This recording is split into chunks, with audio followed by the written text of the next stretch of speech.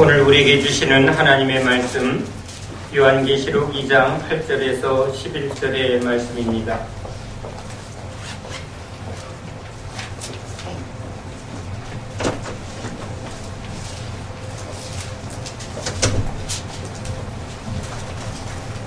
신약성경 400면 요한계시록 2장 8절에서 11절의 말씀을 함께 읽겠습니다. 소모나 교회의 사자에게 편지하라. 처음이며 마지막이요 죽었다가 살아나신 이가 이르시되 내가 내 환난과 궁핍을 알거니와 실상은 내가 부요한 자니라. 자칭 유대인이라 하는 자들의 비방도 알거니와 실상은 유대인이 아니요 사탄의 회당이라. 너는 장차 받을 고난을 두려워하지 말라. 올지어다 마귀가 장차 너희 가운데에서 몇 사람을 오게 던져 시험을 받게 하리니 너희가 10일 동안 환난을 받으리라. 내가 죽도록 충성하라. 그리하면 내가 생명의 관을 내게 주리라. 귀 있는 자는 성령이 교회들에게 하시는 말씀을 들을지어다. 이기는 자는 둘째 사망의 해를 받지 아니하리라. 아멘. 할렐루야. 로마의 황제가 통치하던 시대에 많은 종교를 가진 다민족이 로마의 치하에 있었습니다. 각각 자기가 믿는 신들을 예배하는 것을 허락했지만 유대교, 오직 유일신 여호와 하나님을 믿는 유대교와 그리고 또한 예수 그리스도를 믿는 우리 기독교는 핍박을 받습니다. 왜냐하면 로마 황제는 단순히 황제, 인간이 아니라 바로 신이라 이렇게 숭배했기 때문입니다. 하나님 외에 다른 신을 섬기는 것은 하나님의 계명을 어기는 일이요, 또한 그 신들을 경배하는 일은 하나님께 범죄하는 일이기 때문에 다른 종교를 가진 사람들, 즉 다신교, 이 신도 믿고 저 신도 믿고 또 상황에 따라 적절하게 타협했던 그 당시의 종교인들과는 달리 오직 하나님만을 섬깁니다 라고 믿음을 가진 사람들은 이 로마 치하 아래 아주 엄청난 핍박을 받습니다. 그 핍박이 상상을 초월하리만큼 아주 극심하였습니다. 우리가 익히 하는 십자가의 처형, 그것은 당연한 것이고 기름가마에 또는 기둥에 묶어 송진에 설철 바른 다음에 밤에는 로마 네로 황제는 거기다 불을 피워서 우리 기독교인에게 불을 붙여서 그것으로 불꽃놀이를 하였습니다. 로마의 그 원형 경기장에서 수많은 사람들이 사자에 찢기었습니다. 그러한 엄청난 박해, 고난이 몰려 닥쳐도 그리스도인들은 죽음을 두려워하지 않고 예수가 나의 주이시다, 이 고백을 외치며 순교하였습니다. 얼마나 많은 순교자가 있었는지 그 수를 계산하기 어려울 만큼 100만 명에 이르는 초대 그리스도인들이 계속 순교의 피를 이어갔습니다. 그 당시에는 예수를 믿는다는 일은 예수 믿기에 잘 먹고 잘 살고 부자가 되고 성공한다는 지금의 기독교와는 전혀 다른 목표와 또한 신앙의 가르침입니다. 이 세상에 속한 것이 아니라 하나님의 백성으로 하나님께로 돌아가기 위해서 죄사함을 받고 영생을 얻는 것, 그것이 기독교의 핵심이기에 이 땅에서의 고난과 이 땅에서의 핍박은 결코 우리 그리스도인들이 두려워할 명목이 아니었습니다. 오늘 죽어도 구원받고 주님의 영생 안에 들어가는 것, 이것이 소원이었습니다. 늘 그 당시 이 세상은 죽음이 사방에 깔려있던 시대입니다. 언제 죽을지 모르는 전쟁, 그리고 기근, 병, 의학이 발달되지 않은 시대이기에 사방에 늘 죽음이 항상 가까이 있었습니다. 그러니까 사람들은 잘 먹고 잘 사는 것도 바라보지만 죽음 후에 과연 영생에 대하여 그래서 종교에 다 관심이 많았던 시대이기도 합니다. 그런데 우리 예수님을 믿는 우리들에겐 지금 처하는 육신의 고난과 핍박, 그리고 이 세상에 살아가는 고통보다 더 절실했던 것은 그 삶의 부와 평화와 행복이 아니라 영원한 영생에 들어가는 것, 이 죄의 고리를 끊고 하나님 앞에 백성으로 회복되어지는 참된 구원에 대한 열망이 강했기 때문에 죽음도 두려워하지 않았습니다. 예수 믿는 자의 신고를 하면 전 재산을 다 압수하는 그런 아우렐리우스 황제의 칙령이 선포되었을 때에도 그 당시에 돈이 얼마나 위력이 있었겠습니까? 사람의 목숨이 돈으로 왔다 갔다 하는 시대입니다. 그런데도 우리 예수 믿는 사람들은 참된 믿음과 구원의 그 영생을 얻기 위해서 그 모든 것을 희생과 대가로 기꺼이 포기했습니다.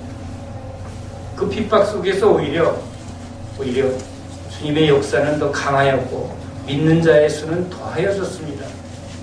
로마는 어찌하든지 이 기독교가 퍼지지 않게 하려고 강력한 제재를 하였습니다. 강력한 핍박을 하였습니다. 그런데도 사람들은 두려워해서 신앙을 포기하고 도망가기는커녕 오히려 죽음을 이기며 어린아이부터 여자에 이르기까지 그 처형장에서 죽음을 두려워하지 않고 예수는 나의 구원이시고 오직 주께 영광을 선포하며 두려움 없이 스데반만 천사같이 빛나는 얼굴로 죽은 것이 아니라 어린아이 그리고 어린 여자들도 그 영생의 기쁨과 구원의 감격과 주를 향한 믿음의 고백으로 순교의 길을 걸어갔습니다. 과연 그것은 신념이 강하고 또 종교적 확신만으로 그것이 가능한 것인가?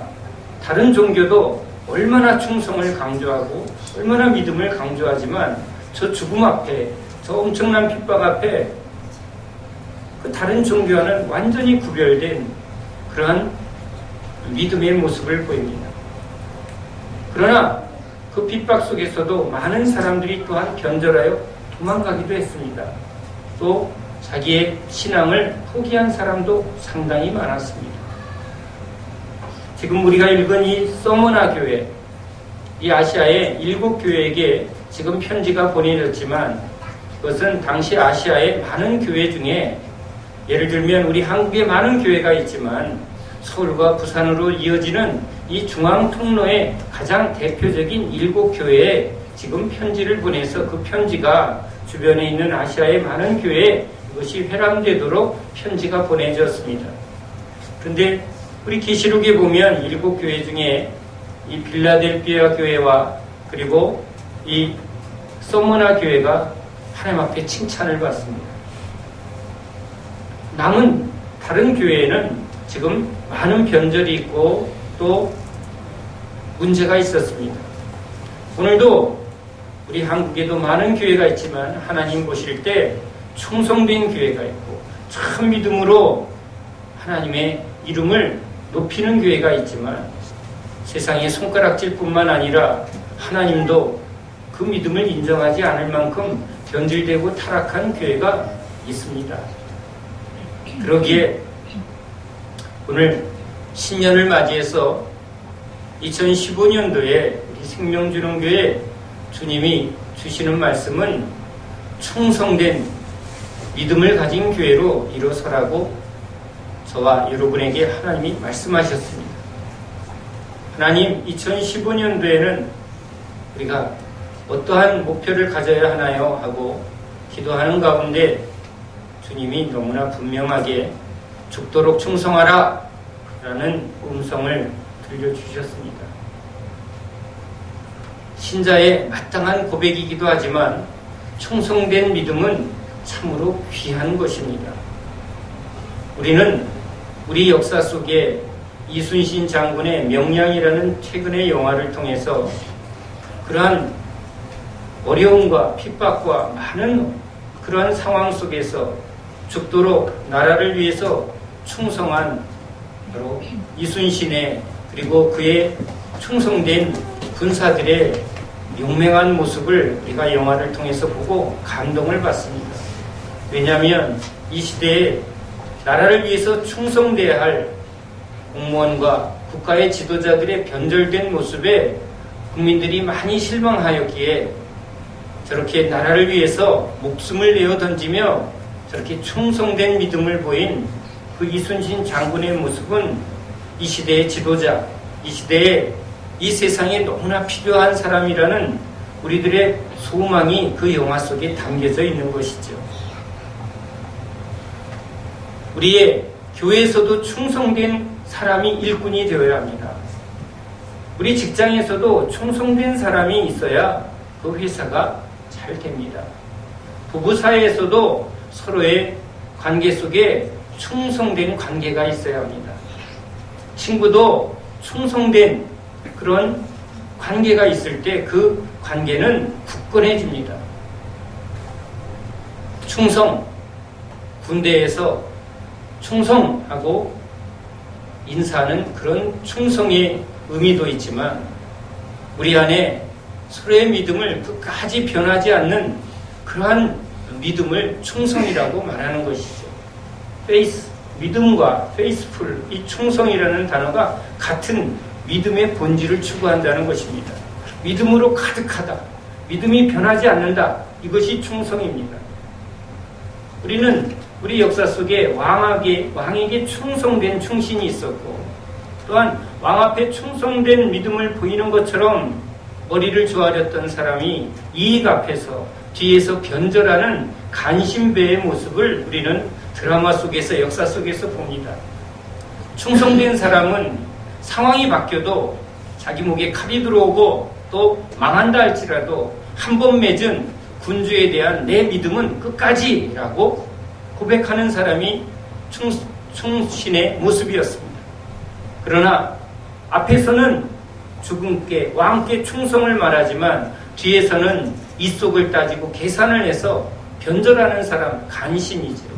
그래서 그 신하의 모습 속에 우리는 한 사람은 우직하고 그저 자기 믿음을 지키기에 타협하지 않는 곧된 아주 굳은 그런 얼굴과 그런 사람들이 주로 충신의 모습으로 등용이 되고 눈을 움직이며 계산을 하며 약삭 빠르며 얼굴도 아주 약삭 빠르게 생긴 사람을 간신배로 책정해서 그런 모습을 우리 드라마 속에 보여줍니다. 감옥에 갇힌 충신, 그러나 얼른 말을 갈아타고 계속 권력을 붙들고 있는 간신배. 우리는 그런 모습을 보며 진짜 저렇게 믿음의 절개를 지키고 충성된 믿음을 가진 사람이 참 훌륭하다라고 말하지만 이제 시대는 그런 사람보다 돈과 권력과 힘을 계속 붙드는 그런 사람들이 지금은 득세하는 시대입니다. 이젠 자녀들에게도 손해보더라도 똑바로 살아, 믿음을 지켜야 돼, 이것을 강조하는 것보다는 한편으로는 잘 살아야지, 부자 돼야지, 어떻게 보면 불법이 적당히 타협이 돼서 우리 아이들에게도 돈만 많이 벌 수만 있다면 언제든지 뇌물이나 불법과 타협을 하는 것도 괜찮다라는 그런 인식을 이미 이 사회가 우리들이 다 조장해 놓았습니다. 우리 청소년들이 이런 충성된 믿음, 끝까지 믿음의 절개를 지킨다 이런 걸 말하면 고리타분하다라고 말할 만큼 이젠 이 시대가 어떤 충성된 이런 똑바른 이런 가치 기준을 추구하지 않습니다. 어떻게 하면 부자 되나, 어떻게 하면 권력을 가지고 편안하게 사나, 그것이 꼭 한탕에서 범죄자들이 은행을 털어서 그냥 자기의 향락과 부를 누리는 것이 오히려 영화 속에 스타처럼 보여지고 주목을, 불법을 통해서도 부를 이룬 사람이, 권력을 이룬 사람이 결국은 이긴 것이다 라고 그런 것들을 자꾸 조장하는 이 시대입니다. 그러한 시대 속에 우리는 이 충성된 믿음을 갖는다는 건 우리와는 상당히 멀어지는 것 같습니다.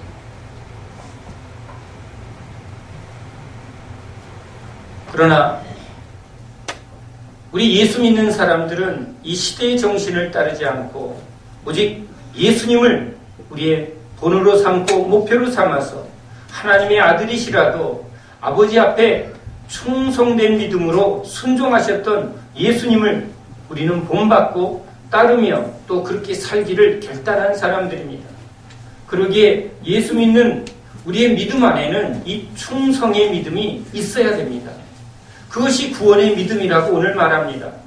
오늘 끝까지 이 환난과 핍박 속에 이기고 그 충성된 믿음을 가진 자에게 생명의 면류관을 준다고 말합니다.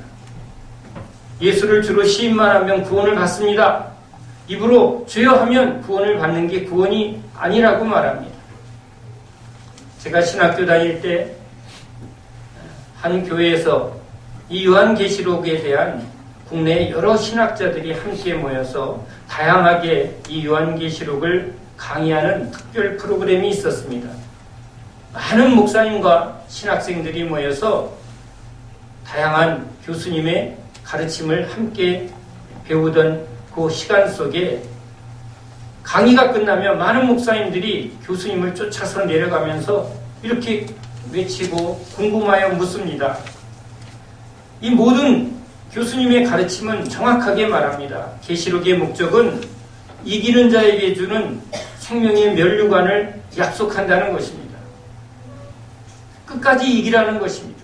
견디라는 것입니다. 믿음을 지키라는 것입니다. 그것이 계시록의 가장 중요한 가르침이었습니다. 그래서 초대교인들은 이 계시록의 말씀을 붙들고 환상이나 신비한 어떤 보이지 않는 그런 것들을 막 사모하고 그런 것이 아니라 환난과 핍박을 끝까지 이겨서 이 계시록이 약속한 저 새하늘 새 땅을 소망하며 지키자라는 것이었습니다.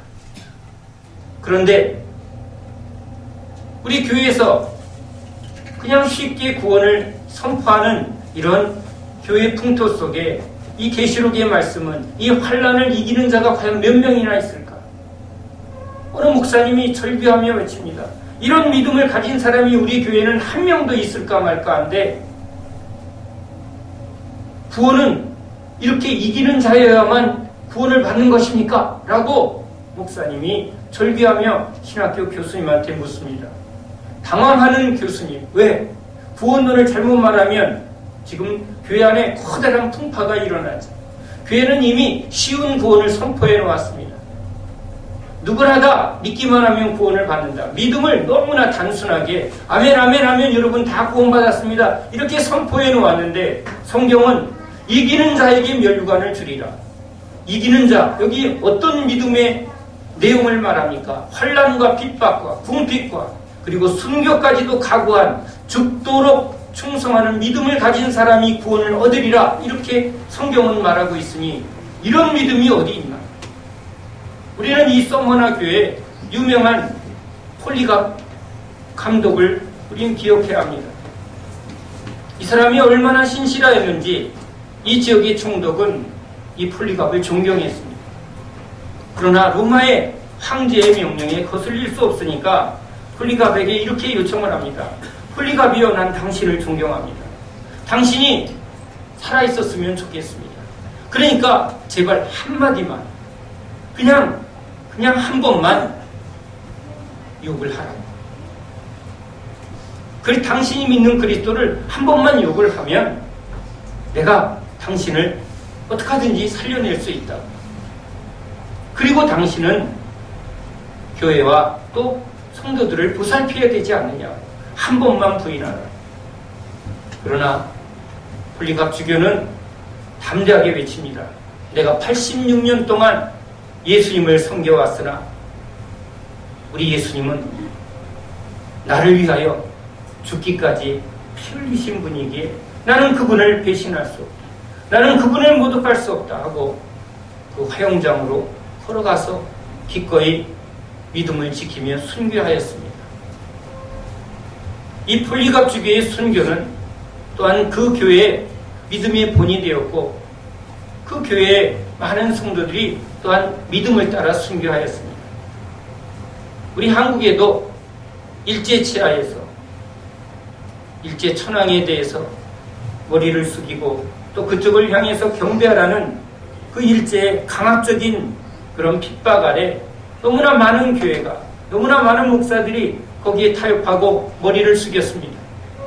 신사참배를 하였습니다. 그러나 주기철 목사님은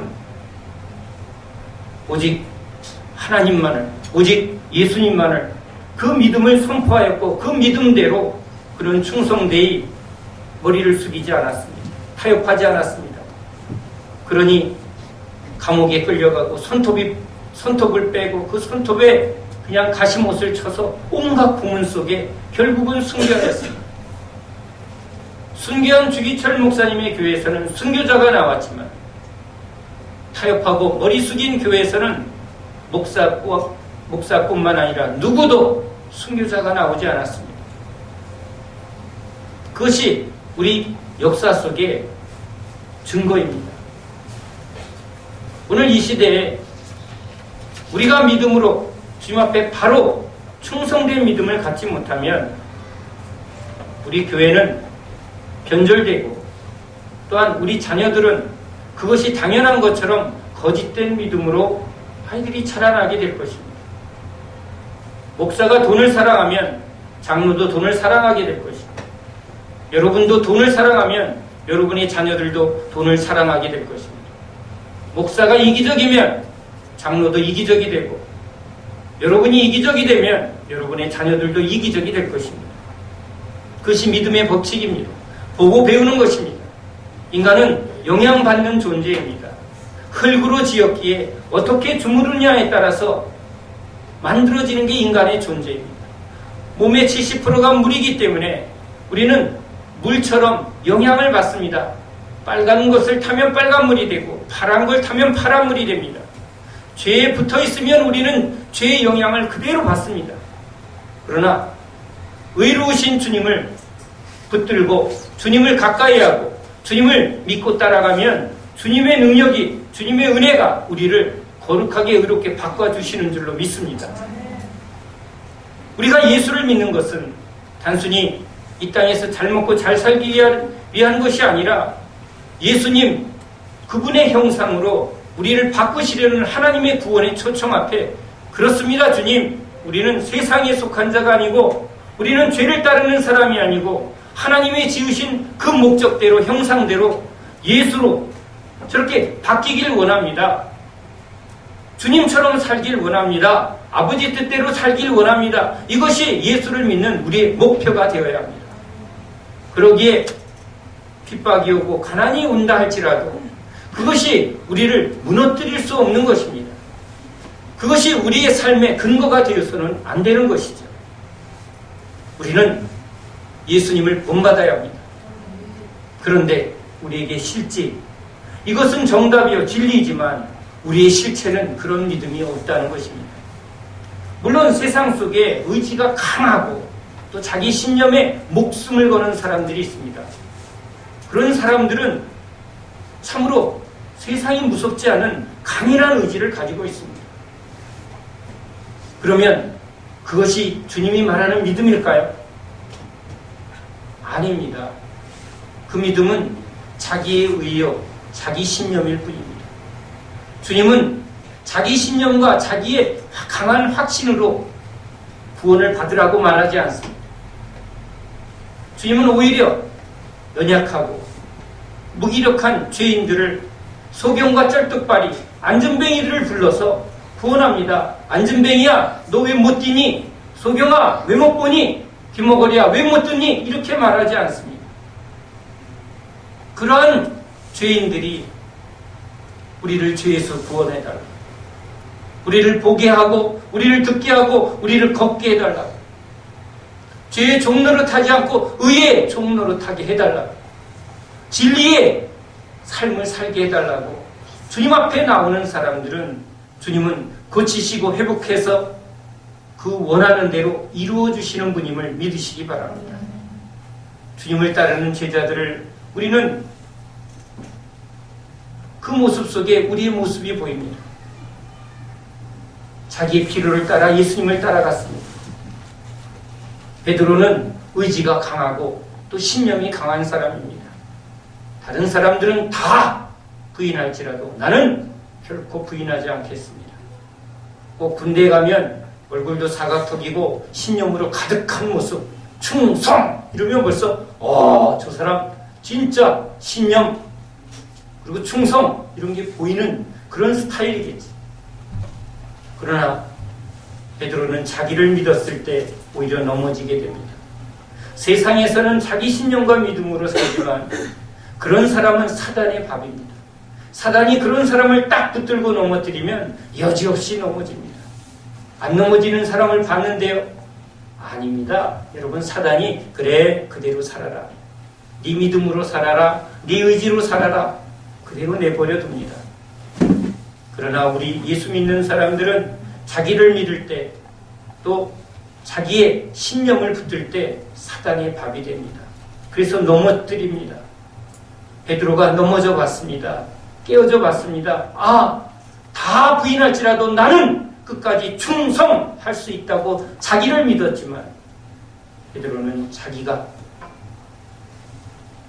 자기를 믿을 수 없는 존재라는 것을 결코 몰랐기에 넘어지는 자가 되었습니다. 그는 부인하고 나서야 사단한테 농락을 당하고 나서야 비로소 주님 앞에 꼬꾸라집니다. 오 주님, 나를 불쌍히 여겨주소서. 진짜 내가 죄인 중에 괴수입니다. 내가 나를 믿었습니다. 여러분, 예수님이 이 어부들을 데리고 일부러 풍랑이는 바닷길을 걷게 합니다. 배를 저어 가게 합니다. 거친 풍랑과 바람 속에 어부들이 아무리 애를 써도 자연의 힘을 이길 수가 없습니다. 그런데 주님이 그 제자들에게 이렇게 말합니다. 믿음이 적은 자들아. 무엇이 믿음이 적은 것일까요? 제자들이 계속 자기를 의지할 땐 믿음이 적은 것입니다. 주님은 이것을 요청했습니다. 나를 깨우라는 것이죠. 예수를 의지하라는 것이죠. 예수님이 풍랑을 잔잔케 하고 또한 바람을 멈추게 하는 능력이 있는 분이죠. 자기 힘으로 사는 게 아니라 저 예수로 사는 삶, 그게 믿음이죠. 오병이의 기적을 행합니다. 그리고는 또 그러한 상황 속에 제자들을 끌고 갑니다. 무엇을 요구한 것일까요? 자기를 보지 말고 또 계산하지 말고 저번에 기적을 베푼 그 예수님께 구하라는 것이죠. 주님, 또 기도하시면 됩니다. 주님, 주님의 능력으로 이들을 먹이실 수 있습니다. 이것이 제자들의 믿음인 것이죠. 내게 금과 은은 없으나 예수 이름의 능력으로 일어나 걸으라. 이것이 사도들이 행한 믿음이었습니다. 믿음이 없다라는 것은, 믿음이 적다라는 것은 자기를 의지할 때 나오는 주님의 질책이었습니다. 제자들은 철저히 자기를 의지할 때 실패한 것을 경험하고 나서 그들은 주님께 구합니다. 주님이 하셔야 합니다. 기적은 주님이 하시는 것입니다. 사도들이 말합니다. 어찌하여 나를 보느냐? 이것은 예수님이 하신 것이라. 세상은 자기 신념과 자기 실력으로 내가 잘할 수 있다. 내가 이렇게 잘할 때 하나님이 나를 복 주신다. 이렇게 말하고 싶겠지. 그러나 진리는 나는 할 수 없으나 주님이 하십니다. 주님이 다 하신다고요? 아니죠. 우리가 할 수 있는, 인간이 할 수 있는 일이 있습니다. 청소하고 빨래하고 밥하고 애랑, 여러분, 인간이 할 수 있는 일이 있습니다. 그러나 예수님이 오신 것은 우리가 할 수 없는 일이죠. 바로 죄와 이 사단을, 그리고 이 만연한 악과 싸워 이길 힘은, 세상의 만연한 죄를 선으로 이기는 능력은 바로 하나님의 전적인 능력이 필요한 것이죠. 공부하는 것, 여러분, 우리가 해야 합니다. 지혜를 구해야죠. 하나님의 지혜를 구해야죠. 배워야죠. 그건 우리가 해야 되는 일입니다. 그런데 사단이 우리를 믿음에서 떨어뜨리게 하려고 온갖 두려움을 주고 핍박을 주고 가난을 줍니다. 초대교회에 있었던 것처럼 지금도 마찬가지입니다. 지금도 돈 앞에 얼마나 많은 신자들이 하나님 앞에 배신을 하는지 모릅니다. 여러분, 배신이 뭔가요? 배가 신이 되는 겁니다. 그게 배신이에요. 내 배의 만족을 신처럼 여기면 배신합니다. 그래서 주님이 제자들에게 돈을 가지지 말라고 말한 이유가 배부르면 타락하기 때문입니다. 신년에 해나온 오순절의 주부들에게 주님이 권면하십니다.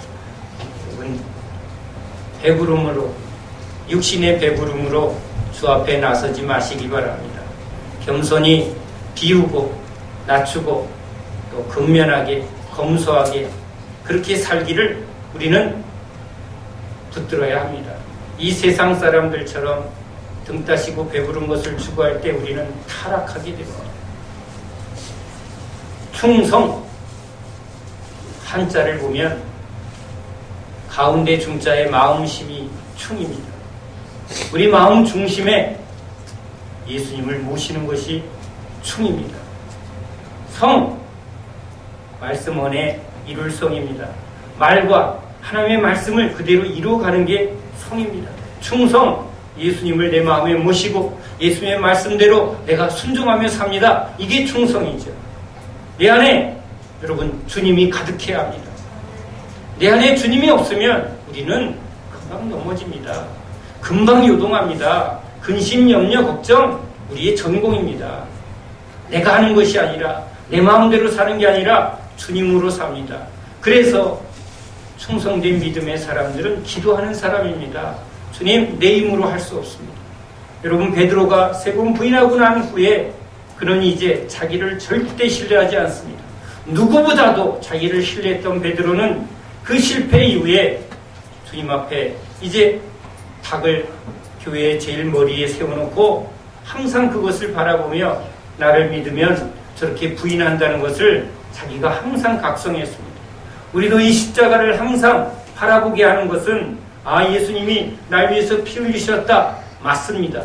그러나 거기와 함께 내가 나를 의지하는 것을, 내가 내 주인 노릇하는 것을 저 십자가에 못 박으며 나를 의지하지 않으며 주님을 의지하겠다는 고백으로 십자가를 바라봐야 될 줄로 믿습니다. 주님의 능력이 우리 안에 임하여야 합니다. 은혜와 성령이 충만할 때 스데반이 그렇게 충성된 믿음으로 죽음을 이기는 자의 삶을 살았습니다. 그것은 스데반의 능력이 아니라 주님의 은혜요 성령의 능력인 것입니다. 주님이 따라오너라. 충성된 믿음은 금방 되어지지 않습니다. 바로 주님을 보고 저렇게 살길 원하고 또 그렇게 되어지기를 주님한테 구할 때 주님이 무엇을 원하느냐?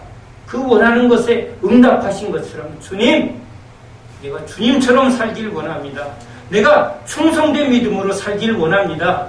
그 은혜를 주시옵소서. 내가 그렇게 되기를 원하고 바라고 그렇게 되기 위해서 주님 앞에 구하며 찾으며 두드릴 때 하나님께서 그 믿음을 우리 안에 씨를 주시고 자라나게 하시고 이렇게 열매 맺게 해 주실 줄로 믿습니다.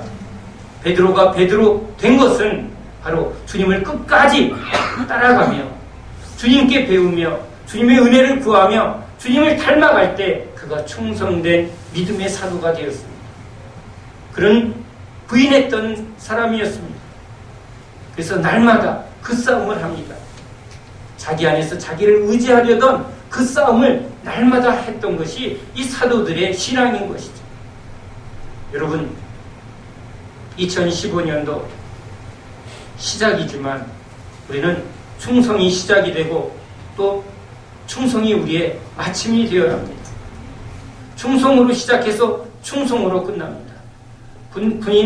군인으로 입대한 연약한 사람들이 훈련을 통해서도 죽음을 두려워하지 않는 그런 충성된 군인의 모습으로 훈련되어져도 그 모습이 나타나는데 하물며 우리 주님께서 전지전능하신 주님께서 자기를 믿고 따르고 그리고 자기한테 모든 것을 의지하는 사람을 충성된 믿음으로 변화시키지 않겠습니까? 여러분, 주님을 기대하시기 바랍니다.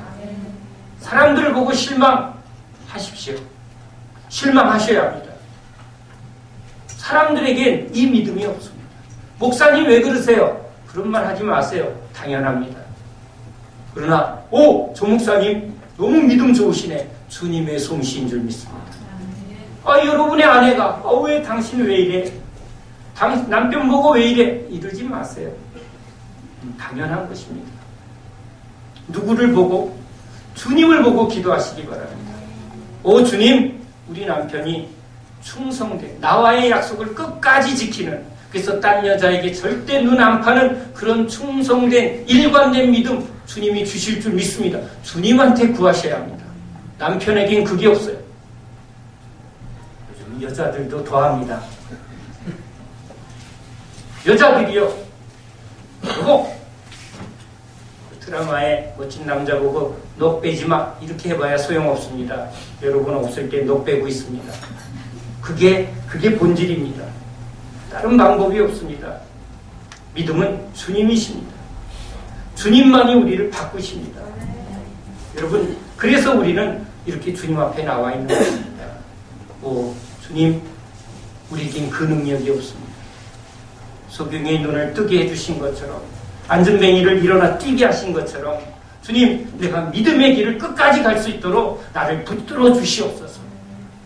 나를 충성된 믿음의 사람으로 바꿔 주시옵소서. 그래서 충성은 하나님의 은혜요, 성령의 열매입니다. 씨를 뿌리고 자라나게 하시는 주님께 계속 붙어 있을 때 그 충성된 주님의 모습이 우리 안에 이루어지게 될 줄로 믿습니다. 우리는 지금 바라봐야 합니다. 너희는 뭘 원하느냐? 예, 주님을 닮기를 원합니다. 우리는 주님, 충성된 주님의 모습을 본받기를 원합니다. 이루어 주시옵소서. 구하는 자마다 구할 것이요, 찾는 자마다 찾을 것이요, 두드리는 자마다 열릴 것입니다. 충성을 구하고 찾고 두들길 때 우리 안에 충성의 믿음이 주님의 은혜로 채워주실 줄로 믿습니다. 가정에서, 직장에서 남을 보이기 위해서 하지 말고 주께 충성하는 믿음으로 성실하게 맡은 자 그 자리에서 충성된 삶을 살아가는 저와 여러분 되시기를 예수님의 이름으로 축원합니다. 기도합니다. 하나님,